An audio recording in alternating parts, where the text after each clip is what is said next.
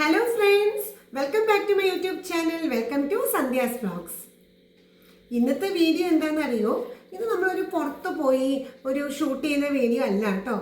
ഇന്ന് ഒരു 5-6 മാസം മുമ്പ് പുറത്ത് പോയി കണ്ട സ്ഥലത്തിൻ്റെ ഒരു ഡീറ്റെയിൽഡ് ആയിട്ടുള്ള ഒരു വിവരണം നൽകുന്ന ഒരു വീഡിയോ ആണ്. അതായത് ഞങ്ങളൊരു 6-7 മാസം മുമ്പ് ചെന്നൈയിൽ പോയിട്ടുണ്ടായിരുന്നു. അപ്പോൾ അന്ന് എനിക്ക് യൂട്യൂബ് ചാനൽ ഇല്ലായിരുന്നല്ലോ. എനിക്ക് യൂട്യൂബ് ചാനൽ തുടങ്ങിയിട്ട് ഇപ്പോൾ 2 മാസം ആയിട്ടുള്ളൂ. ശരിക്കും ഞാൻ സ്റ്റാർട്ട് ചെയ്തതാണ് കേട്ടോ 2 വർഷം മുമ്പ്. പക്ഷേ ഞാൻ വീഡിയോസ് ഒന്നും ഇട്ടിട്ടുണ്ടായിരുന്നില്ല. വീഡിയോസൊക്കെ ഇട്ട് തുടങ്ങിയത് ഒരു 2 മാസം ആയിട്ടുള്ളൂ. അപ്പോൾ ആ ടൈമിൽ നമുക്ക് ചാനൽ ഇല്ലാത്തത് കൊണ്ട് ഞാൻ അങ്ങനെ വലിയ വീഡിയോസ് ഒന്നും എടുത്തില്ലായിരുന്നു. ചെറിയ ചെറിയ ഫോട്ടോസ് മാത്രമേ ഉള്ളൂ. പക്ഷെ എന്നാലും ആ സ്ഥലത്തെ പറ്റി ഞാൻ കണ്ട കാഴ്ചകളും അതുപോലെ ഞങ്ങൾ ഭക്ഷണം കഴിച്ച സ്ഥലവും പിന്നെ അതുപോലെ അവിടെ ഉണ്ടായി ഞങ്ങൾക്കുള്ള എക്സ്പീരിയൻസസ് ഇതെല്ലാമാണ് ഇന്ന് ഷെയർ ചെയ്ത്. അപ്പോൾ നമുക്കൊരു യാത്രാ വിവരണം ആയാലോ ഇന്ന്? ഞാൻ ഇതിന് മുമ്പ് ഞങ്ങളുടെ കോയമ്പത്തൂർ അതുപോലെ മധുര ഇതിൻ്റെയൊക്കെ യാത്രാ വിവരണം ഇട്ടിട്ടുണ്ട് കേട്ടോ. അപ്പോൾ ഇത് തമിഴ്നാടിൻ്റെ തലസ്ഥാനമായ ചെന്നൈ സിറ്റിയെ പറ്റിയുള്ള യാത്രാ വിവരണമാണ് ഇന്നത്തെ. അപ്പം നമുക്ക് ഈ വീഡിയോയിലേക്ക് ഒന്ന് കടന്നാലോ? അപ്പോൾ എല്ലാവരും ഇൻവൈറ്റ് ചെയ്യണം കേട്ടോ ഈ ഒരു യാത്രാ വിവരണത്തിലേക്ക്. അപ്പോൾ പോയാലോ? അങ്ങനെ നമ്മുടെ ചെന്നൈ ട്രിപ്പ് സ്റ്റാർട്ട് ചെയ്യാൻ പോവുകയാണ്. അപ്പോൾ ചെന്നൈ ട്രിപ്പിൻ്റെ യാത്രാ വിവരണം എനിക്കുണ്ടല്ലോ, ഞാൻ പണ്ട് തൊട്ട് ഏകദേശം ഒരു കോളേജിലൊക്കെ പഠിക്കുമ്പോൾ തൊട്ട് എനിക്ക് ഭയങ്കര ഇഷ്ടമാണ് ചെന്നൈയിൽ പോകണമെന്ന്. എന്താണെന്നറിയത്തില്ല, എന്താണ് ആ കാര്യം എന്ന് ചോദിച്ചാൽ എനിക്കിപ്പോഴും അറിയില്ല.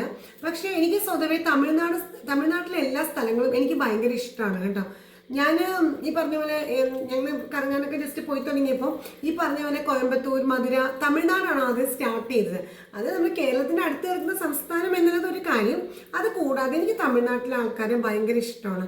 എനിക്ക് തോന്നുന്നു നല്ല മനസ്സുള്ള കുറേ ആൾക്കാരെ തമിഴ്നാട്ടിൽ നിന്ന് ഒരുവിധം നമ്മളിപ്പോൾ 100 പേര് എടുത്താൽ ഒരു 95% ആൾക്കാരും ഭയങ്കര സ്നേഹമുള്ള ആൾക്കാരാണെന്ന് എനിക്ക് തോന്നുന്നത്. കേരളത്തിലുള്ളവരും സ്നേഹമുള്ളവർ തന്നെയാണ് കേട്ടോ. ഞാനിങ്ങനെ പറഞ്ഞതാണ്. തമിഴ്നാട്ടിൽ എനിക്ക് കുറേ കൂടി ഭയങ്കര സ്നേഹമുള്ള ആൾക്കാർ, അവർക്ക് ഭയങ്കര ആതിഥ്യം മര്യാദയും ഇതൊക്കെയാണ്.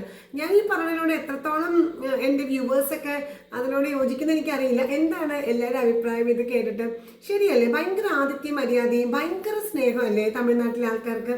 എന്നും പറഞ്ഞ് 100 പേരെടുത്താൽ 100 പേര് അങ്ങനെയാണെന്നല്ല ഞാൻ പറയുന്നത്. ഒരു 95% എനിക്ക് തോന്നുന്നു അങ്ങനെയാണ്. പിന്നെ അവിടുത്തെ സംസ്കാരങ്ങൾ അവരുടെ രീതി എനിക്ക് ഭയങ്കര ഇഷ്ടമാണ്. അപ്പോൾ അതുകൊണ്ട് തന്നെ എനിക്കൊരു കോളേജ് ലൈഫ് ആയപ്പോൾ തൊട്ട് എനിക്ക് ഭയങ്കര ഇഷ്ടമാണ് തമിഴ്നാട്ടിൽ പോകണം, പ്രത്യേകിച്ചും ചെന്നൈയിൽ പോകണം. അതെനിക്ക് ഭയങ്കര ഇഷ്ടമാണ്. ശരിക്കും പറഞ്ഞാൽ നമുക്ക് പോകാം, കാരണം ഇത്രയും അടുത്തിറങ്ങുന്ന സ്ഥലമാണ്, നമുക്ക് പോകാവുന്നതേ ഉള്ളൂ. പക്ഷേ നമുക്ക് ഓരോ സ്ഥലത്ത് പോണേനും നമുക്ക് ഓരോ സമയമുണ്ടെന്ന് കേട്ടിട്ടില്ലേ? അതുകൊണ്ട് തന്നെ എനിക്ക് കുറേ അങ്ങനെയൊന്നും ചെന്നൈയിലേക്ക് പോകാനേ എനിക്ക് പറ്റിയില്ല. പിന്നെ ഞങ്ങൾ കല്യാണമൊക്കെ കഴിഞ്ഞ് കഴിയുമ്പോഴത്തേനും ഞാൻ ഗൾഫിലേക്ക് പോയി.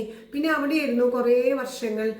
ആ സമയത്തൊക്കെ നമ്മൾ വെക്കേഷന് വരുമ്പോൾ നമുക്ക് നമ്മുടെ നാടായ കേരളത്തിനെ കണ്ട് കൊതി മാറില്ല. കാരണം 2 വർഷമൊക്കെ കൂടുമ്പോഴേ നമ്മൾ നാട്ടിൽ വരുന്നത്. അപ്പോഴും ചെന്നൈ പോക്കൊന്നും നടന്നില്ല. ഇപ്പം ഞങ്ങൾ നാട്ടിൽ സെറ്റിൽ ചെയ്തല്ലോ. അപ്പോൾ വിചാരിച്ചു എന്താണെങ്കിലും ആ പഴയ ആഗ്രഹം മനസ്സിൽ കിടക്കുകയാണല്ലോ. അപ്പോൾ സ്റ്റാർട്ട് ചെയ്തത് നമ്മുടെ മധുര അതുപോലെ കോയമ്പത്തൂർ ഇതൊക്കെ ആണെങ്കിലും ചെന്നൈ ആഗ്രഹം മനസ്സിൽ അങ്ങനെ കിടക്കുകയാണ്. അപ്പോൾ തീർച്ചയായും ചെന്നൈ ട്രിപ്പ് അങ്ങനെ പ്ലാൻ ചെയ്തു. അങ്ങനെ മധുരയിലും കോയമ്പത്തൂരൊക്കെ പോയ ശേഷം ഞങ്ങൾ ചെന്നൈയിലേക്ക് പോയി. അപ്പോൾ ഇന്നത്തെ യാത്രാ വിവരണം ചെന്നൈ ട്രിപ്പാണ് കേട്ടോ. അപ്പോൾ ചെന്നൈയിലേക്ക് പോകാനായിട്ട് നമ്മളിങ്ങനെ തീരുമാനിച്ചപ്പോൾ സാധാരണ കൂടുതൽ ട്രെയിനും നമുക്ക് വൈകുന്നേരങ്ങളിലാണ് ചെന്നൈയിലേക്ക് പോകുക. എനിക്ക് തോന്നുന്നു ഒരു 6 മണി ആ സമയത്ത് കയറിയാൽ പിറ്റേ ദിവസം രാവിലെ ചെന്നൈയിലെത്തും. അങ്ങനെയാണ് കൂടുതൽ ട്രെയിനും. അതേപോലെ തന്നെ കൂടുതൽ ആളുകൾ പ്രിഫർ ചെയ്യുന്നതും അതാണ്. കാരണം അതാകുമ്പോഴത്തേനും വൈകുന്നേരം കയറിയിരിക്കുക, ജസ്റ്റ് ഭക്ഷണവും കഴിച്ചിട്ട് 8:30 കിടന്ന് ഉറങ്ങിയാൽ നേരെ വെളുക്കുമ്പോൾ അവിടെ എത്തും. ജോലിക്കൊക്കെ പോകുന്നവർ അങ്ങനെയാണല്ലോ പോകുന്നത്. പക്ഷെ എന്നെ സംബന്ധിച്ചിടത്തോളം ഇത് ഭയങ്കര ഭയങ്കര ആഗ്രഹിച്ച് ഇത്രയും നാളത്തെ ഒരു ആഗ്രഹം പോലെ പോകുന്നതായതുകൊണ്ട് ഞാൻ ഹസ്ബൻഡിനോട് പറഞ്ഞു നമുക്ക് എന്തെങ്കിലും ഒരു പകൽ സമയത്ത് ട്രെയിൻ എടുക്കാം. അതാവുമ്പോൾ കാഴ്ചകളൊക്കെ കണ്ട് നമുക്ക് പോകാൻ. അപ്പോൾ രാത്രി അവിടെ എത്തിയാൽ നേരെ കയറി ഹോട്ടൽ റൂമിൽ നമ്മൾ കിടന്ന് ഉറങ്ങുന്നു. പിറ്റേ ദിവസം രാവിലെ നമുക്ക് കറക്റ്റ് സ്റ്റാർട്ട് ചെയ്യുമെന്ന് പറഞ്ഞു. അങ്ങനെ പകലിന് ട്രെയിനാണ് ഞങ്ങൾ എടുത്തത് കേട്ടോ. അപ്പോൾ എനിക്ക് തോന്നുന്നു തൃശ്ശൂരിൽ നിന്ന് രാവിലെ 8:30 ട്രെയിൻ. ഭയങ്കര പാക്കിങ്ങും കാര്യങ്ങളൊക്കെയാണ് കേട്ടോ. കാരണം ഇത്രയും ആഗ്രഹിച്ചൊരു സ്ഥലത്തേക്ക് പോവുകയാണല്ലോ. അങ്ങനെ ഞങ്ങൾ 3 പേരും കൂടി തൃശ്ശൂർ റെയിൽവേ സ്റ്റേഷനിലെത്തി.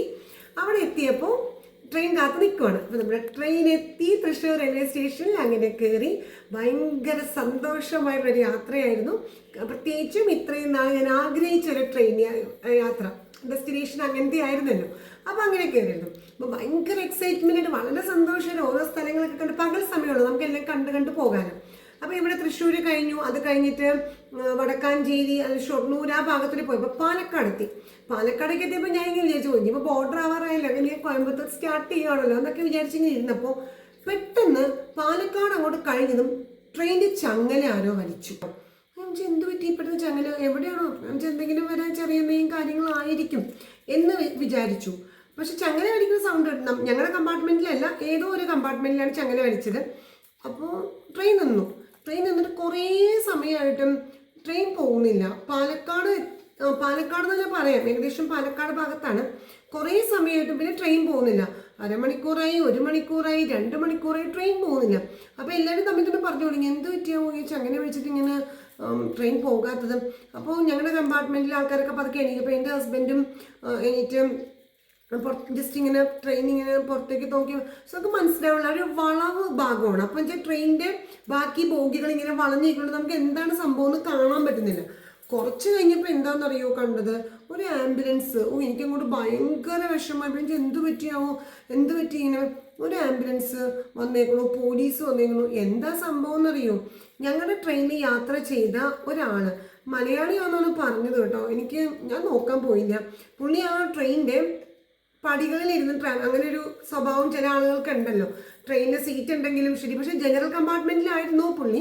പക്ഷേ ജനറൽ കമ്പാർട്ട്മെൻറ്റിലാണെങ്കിൽ സീറ്റ് ഉണ്ട്, പക്ഷേ സീറ്റിലിരിക്കാണ്ട് സാധാരണ ഞാൻ കണ്ടിട്ടുണ്ടാവുമല്ലോ, കുറേ ആളുകൾ ഇങ്ങനെ ട്രെയിനിൻ്റെ പടിയിലിരുന്ന് ഇങ്ങനെ ട്രാവൽ ചെയ്യുന്നുണ്ടാവും.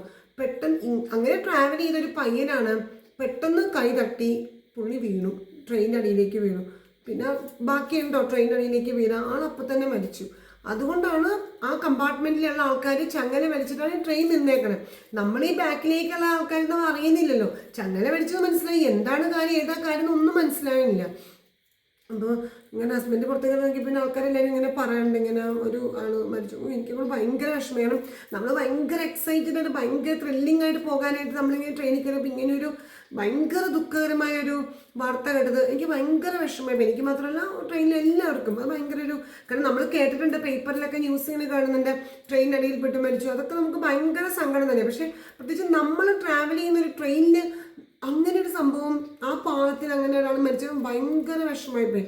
കുറെ കഴിയുമ്പോഴത്തേനും ആംബുലൻസ് വന്നു, പോലീസൊക്കെ വന്നിട്ട് പുള്ളിയുടെ ബോഡി കൂടെ ഞാൻ നോക്കാനേ പോയില്ല. എനിക്കത് കണ്ടാൽ എനിക്ക് സഹിക്കാൻ പറ്റത്തില്ല, ഞാൻ നോക്കാനേ പോയില്ല. പക്ഷെ ഇന്നും എൻ്റെ മനസ്സിൽ ആ ചെന്നൈ ട്രിപ്പ് എന്ന് ഓർക്കുമ്പോൾ എൻ്റെ മനസ്സിൽ ഓർമ്മ വരുന്നത് ഈ ഒരു കാര്യമാണ്, പെട്ടെന്ന് ഓർമ്മ വരുന്നത്. ഭയങ്കര സങ്കടമായിപ്പോയി. അങ്ങനെ ഒരു 3 മണിക്കൂർ കഴിഞ്ഞപ്പോൾ അതിൻ്റെ പ്രൊസീജിയറൊക്കെ കഴിഞ്ഞു, ബോഡി കൊണ്ടുപോയി. എല്ലാവരും നോക്കണ്ടായിരുന്നു, എനിക്കൊരു തരത്തിൽ നോക്കാൻ പറ്റില്ല, ഞാൻ നോക്കിയേയില്ല. എനിക്ക് ഭയങ്കര വിഷമം, അത് കണ്ടാൽ എനിക്ക് ഭയങ്കര സങ്കടമാണ്.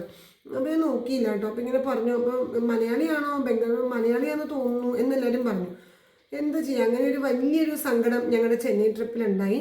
അപ്പോൾ അത് മനസ്സിൽ അങ്ങനെ ഒരു ഭയങ്കര സങ്കടം ഇതായിട്ട് പോയി. പിന്നെ കുറച്ച് കുറെ കഴിഞ്ഞപ്പോഴത്തേനും മനസ്സിൽ നിന്ന് നമ്മളൊന്ന് മാറ്റല്ലേ പറ്റുള്ളൂ, നമുക്ക് മൂവ് ചെയ്ത് പോകണമല്ലോ. അപ്പം അങ്ങനെ വിട്ടു. പക്ഷെ എന്നാലും ഇന്നും അത് മനസ്സിൽ നിന്ന് പോയിട്ടില്ല കേട്ടോ. അങ്ങനെ നമ്മൾ യാത്ര കണ്ടിന്യൂ ചെയ്യുന്നു. അങ്ങനെ പാലക്കാട് കഴിഞ്ഞു, അങ്ങനെ പോയി കോയമ്പത്തൂരെത്തി. ഇപ്പോൾ ഭയങ്കര എന്താ പറയുക, എനിക്കിങ്ങനെ ഒരു കുഞ്ഞ് വിഷമം അതിങ്ങനെ കയറി വരുന്നുണ്ടെങ്കിലും ഞാൻ മനസ്സുകൊണ്ട് അതിങ്ങനെ എന്താ പറയുക പൊരുത്തപ്പെട്ട് ഇങ്ങനെ പോയിക്കൊണ്ടിരിക്കുകയാണ്. പോയി നമ്മൾ വൈകുന്നേരം ആയപ്പോൾ ചെന്നൈ വൈകുന്നേരം അല്ല കേട്ടോ, എനിക്ക് തോന്നുന്നു രാത്രി ഒരു 10-11 മണിയായി. അങ്ങനെ MGR സെൻട്രൽ റെയിൽവേ സ്റ്റേഷനിൽ എത്തി. അതാണ് നമ്മുടെ ചെന്നൈ റെയിൽവേ സ്റ്റേഷൻ. അവിടെ എത്തി. എനിക്ക് എന്തൊരു സന്തോഷമായിരുന്നു അറിയുമത്. അപ്പോൾ ഞാനൊരു ഫോട്ടോസൊക്കെ ഞാൻ അപ്ലോഡ് ചെയ്യാം കേട്ടോ. അവിടെ എത്തി ഞാൻ മനസ്സിലാക്കിയൊരു കാര്യം, ട്രെയിൻ അവിടെ എത്തിക്കഴിഞ്ഞാൽ എന്താണെന്നറിയാം പ്രത്യേകത, അവിടെ വരെയുള്ളൂ കേട്ടോ ഒരു സ്റ്റേഷൻ. എനിക്ക് മനസ്സിലാവണമെന്ന് അറിയില്ല എൻ്റെ വ്യൂവേഴ്സിന്. അത് കഴിഞ്ഞ് കഴിഞ്ഞാൽ ട്രെയിൻ പിന്നെ തിരിച്ചാണ് പോകുന്നത്. അപ്പോൾ എൻജിൻ നമ്മളിപ്പോൾ പോയി നിന്ന് ആ ട്രെയിനിൻ്റെ എൻജിൻ നേരെ ഇതിൻ്റെ ഫ്രണ്ടിലാണല്ലോ ശരിക്കും എൻജിൻ ഉള്ളത്. പക്ഷേ ചെന്നൈ MGR സെൻട്രൽ റെയിൽവേ സ്റ്റേഷനോട് എത്തിക്കഴിഞ്ഞാൽ ആ എൻജിൻ നേരെ വേറൊരു പാളത്തിൽ കൂടി പോയിട്ട് ഈ ട്രെയിനിൻ്റെ ബാക്കിൽ കൊണ്ട് ഫിറ്റ് ചെയ്യും. എന്നിട്ട് പിന്നെ ട്രെയിൻ തിരിച്ചാണ് പോകുന്നത്. തിരിച്ച് പോയിട്ട് വേറൊരു പാളത്തിൽ കൂടി കയറിയാൽ മാത്രമേ ഉള്ളൂ പിന്നീട് അങ്ങോട്ട് കണ്ടിന്യൂ ചെയ്ത് പോകാൻ പറ്റുള്ളൂ. എത്രത്തോളം ഞാൻ പറഞ്ഞാൽ മനസ്സിലായിട്ടുള്ളത് എനിക്കറിയില്ല. അതെനിക്ക് ഭയങ്കര ഒരു അത്ഭുതമായി പോയി കേട്ടോ, അങ്ങനെ ഒരു ഇത്. കാരണം അവിടെ വരെ ആ ഒരു സ്റ്റേഷനേ ഉള്ളൂ, പിന്നെ അങ്ങോട്ടേക്ക് റെയിൽവേ ട്രാക്ക് ഇല്ല. പിന്നെ അപ്പോൾ ഇങ്ങനെ തിരിക്കണം. നമ്മൾ ഈ വന്ന് നിന്ന ട്രെയിനിൻ്റെ ഏറ്റവും ലാസ്റ്റ് ബോഗി ഉണ്ടല്ലോ, അവിടെ ഈ ഫ്രണ്ടിൽ എൻജിൻ കൊണ്ട് ഫിറ്റ് ചെയ്തിട്ട് ട്രെയിൻ തിരിച്ചാണ് പോകുന്നത്. മനസ്സിലായി? തിരിച്ച് പോയി വേറെ പാളത്തിൽ കൂടി കയറി അങ്ങനെ റെയിൽവേ ട്രാക്കിലൂടെ പോകും. ഇത് ഇവിടെ വരെയുള്ളൂ. അങ്ങനെ അങ്ങനെ പോയി. അപ്പം ഞാൻ അവിടെ ഇറങ്ങി, ഞങ്ങൾ ഭയങ്കര ചെന്നൈയുടെ മണ്ണിൽ കാലുകുത്തിയിട്ട് എനിക്ക് എന്തോ ഒരു ഭയങ്കര ഒരു സന്തോഷം കേട്ടോ. അങ്ങനെ ഇറങ്ങി, അവിടെ ചെന്നിറങ്ങിയപ്പോൾ ഭയങ്കര സന്തോഷം കേട്ടോ. ഇത്രയും നാൾ ആഗ്രഹിച്ചൊരു ട്രിപ്പായിരുന്നു ചെന്നൈ. പിന്നെ ഹസ്ബൻഡിൻ്റെ ഒരു കസിൻ സിസ്റ്റർ അവിടെ ചെന്നൈയിലുണ്ട്, ചെന്നൈ താമ്പരത്താണ്. അപ്പോൾ അവിടെയൊക്കെ പോകാം എല്ലാം നമ്മൾ പ്ലാൻ ചെയ്ത് തന്നെയാണ് പോയത്. അവിടെ ചെന്നിറങ്ങിയപ്പോൾ ആദ്യം കുടിച്ചത് എന്താണെന്നറിയോ? നല്ലൊരു കോഫി. ചെന്നൈയിൽ നല്ല അടിപൊളി ഫിൽറ്റർ കോഫി. എല്ലാ കാര്യം പറയില്ല, റെയിൽവേ സ്റ്റേഷനിൽ നിന്നാണ് കുടിച്ചത്. നല്ല അടിപൊളി ഒരു കോഫി ആയിരുന്നു കേട്ടോ. ഫിൽറ്റർ കോഫി ഉണ്ടല്ലോ, അതിന് പ്രത്യേക ഒരു മണവും രുചിയൊക്കെ എനിക്ക് തോന്നുന്നു. എനിക്ക് കേരളത്തിൽ ഞങ്ങൾ കുടിച്ചിട്ട് കിട്ടിയിട്ടില്ല കേട്ടോ. പക്ഷേ എനിക്ക് ചെന്നൈയിലൊക്കെ പോയി കഴിഞ്ഞാൽ, പ്രത്യേകിച്ചും തമിഴ്നാട് ഭാഗത്ത് ചെന്നാൽ നല്ല കാപ്പിയാണ് കേട്ടോ അവിടെയൊക്കെ കിട്ടുന്നത്. അങ്ങനെ ഒരു കോഫിയൊക്കെ കുടിച്ചു. മോളും അതുപോലെ തന്നെ ഒരു കോഫിയോ അങ്ങനെ എന്തോ കുടിച്ചു. പിന്നെ അവിടെ നല്ലൊരു ആ കോഫി കിട്ടുന്ന സ്ഥലത്ത് ബേക്കറീസിൻ്റെ ബഹളമാണ്.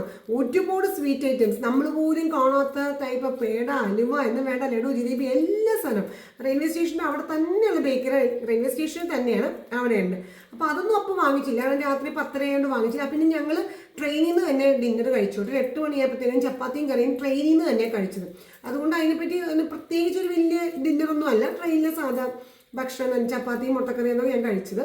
കാരണം നമ്മൾ എത്തിയപ്പോൾ 11 മണിയായിരുന്നു. അപ്പോൾ ഡിന്നർ ഭക്ഷണം അവിടെ നിന്ന് തന്നെയായിരുന്നു, ട്രെയിനിൽ നിന്ന്. അത് കഴിഞ്ഞിട്ട് ഞങ്ങൾ റെയിൽവേ സ്റ്റേഷനിൽ ഇറങ്ങിയിട്ട് നല്ല അടിപൊളി ഒരു ഫിൽറ്റർ കോഫി, അതിപ്പോഴും അതിൻ്റെ ടേസ്റ്റ് നാക്കിലുണ്ട് കേട്ടോ. സൂപ്പർ ടേസ്റ്റ് ആയിരുന്നു. അതെല്ലാം കഴിഞ്ഞ് ചെന്നൈ റെയിൽവേ സ്റ്റേഷനിൽ പുറത്തേക്ക് ഇറങ്ങി. അപ്പോൾ ഞാൻ ഇന്നത്തെ വീഡിയോ ഞാൻ ഇവിടെ വെച്ച് നിർത്തുവാണ്. ഇതൊരു പാർട്ട് 1 ആയിക്കോട്ടെ. കാരണം എന്ന് വെച്ചാൽ കുറേ കാര്യങ്ങളുണ്ട് പറയാൻ. അപ്പോൾ ഞാനിങ്ങനെ എല്ലാം കൂടി ഈ വീഡിയോയിൽ ഇട്ട് കഴിഞ്ഞാൽ അത് വ്യൂവേഴ്സിന് ഒരു എന്താ പറയുക, ലെങ്തി ആയി പോവില്ല. അപ്പോൾ നിങ്ങൾക്കും അത് ബുദ്ധിമുട്ടാവില്ലേ. അപ്പോൾ വിചാരിച്ച് ചെറിയ ചെറിയ പാർട്സ് ആക്കി പറയുന്നത്. ചെന്നൈ കുറച്ച് ലോങ് വീഡിയോ ആണ്, എനിക്ക് ഒരുപാട് പറയാനുണ്ട് അവിടുത്തെ കാര്യങ്ങൾ. അപ്പോൾ ഇതുവരെയുള്ള കാര്യങ്ങളൊക്കെ ഇഷ്ടമായോ? അങ്ങനെ ചെന്നൈ MGR സെൻട്രൽ റെയിൽവേ സ്റ്റേഷനിൽ പുറത്തേക്ക് ഇറങ്ങി. അപ്പോൾ ഇനിയുള്ള അടുത്ത കാര്യങ്ങളെല്ലാം ഞാൻ നെക്സ്റ്റ് വീഡിയോയിൽ അപ്ലോഡ് ചെയ്യാം. അപ്പോൾ ഈ വീഡിയോ ഇഷ്ടപ്പെട്ടിട്ടുണ്ടാവുമെന്ന് കരുതുന്നു. എത്ര പേരുണ്ട് എൻ്റെ പോലെ ചെന്നൈയിൽ ഇത്രയും ഇഷ്ടമുള്ളവർ? തമിഴ്നാടിന് ഇഷ്ടമുള്ള ആൾക്കാരൊന്ന് കമൻറ്റ് ചെയ്യണം കേട്ടോ, ഇഷ്ടമാണോ എന്നുള്ളത്. അങ്ങനെ ചെന്നൈ റെയിൽവേ സ്റ്റേഷൻ്റെ ഫ്രണ്ടിലേക്ക് ഇറങ്ങി. അപ്പോൾ നെക്സ്റ്റ് വീഡിയോയിൽ ഇനി ബാക്കി വിശേഷങ്ങൾ. അപ്പോൾ ഈ വീഡിയോ ഇഷ്ടപ്പെട്ടിട്ടുണ്ടെങ്കിൽ ഞാൻ എപ്പോഴും പറയാറുള്ളത് പോലെ ഒരു ലൈക്ക് ചെയ്യാനും ഷെയർ ചെയ്യാനും അതുപോലെ തന്നെ സബ്സ്ക്രൈബ് ചെയ്യാനും അതേപോലെ എൻ്റെ വ്യൂവേഴ്സിൻ്റെ വാല്യുബിൾ കമൻറ്റ്സ് പറയാനും മറക്കരുത് കേട്ടോ. അപ്പോൾ നമുക്ക് അടുത്ത വീഡിയോയിൽ കാണാം. അതുവരെ bye bye friends. Stay happy always dears. By.